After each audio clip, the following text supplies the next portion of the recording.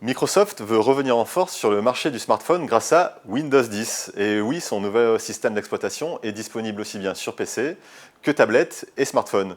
Pour cela, Microsoft commercialise donc deux nouveaux modèles, le Lumia 950 et le Lumia 950 XL.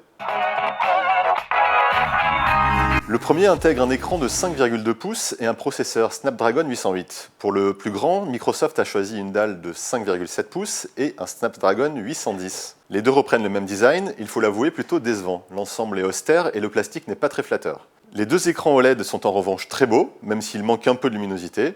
Malgré sa batterie plus puissante de 3340 mAh, le 950 XL possède d'après nos tests une moins bonne autonomie que son petit frère en utilisation polyvalente, 7h16 contre 7h45.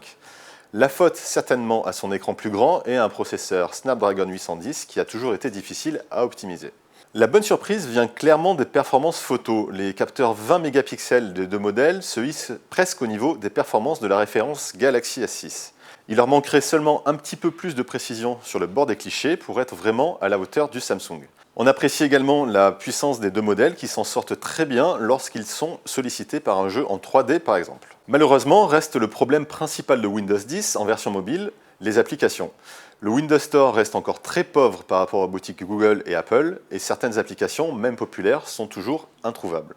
Puissant, performant en photo et muni de bons écrans, les deux Lumia 950 et 950 XL sont donc techniquement très réussis. On regrette donc encore et toujours le manque d'applications sur le Windows Store. Même les plus populaires en sont absentes. Et on espère quand même que Microsoft pourra étoffer sa boutique pour pouvoir enfin craquer pour un Lumia sans avoir de regrets.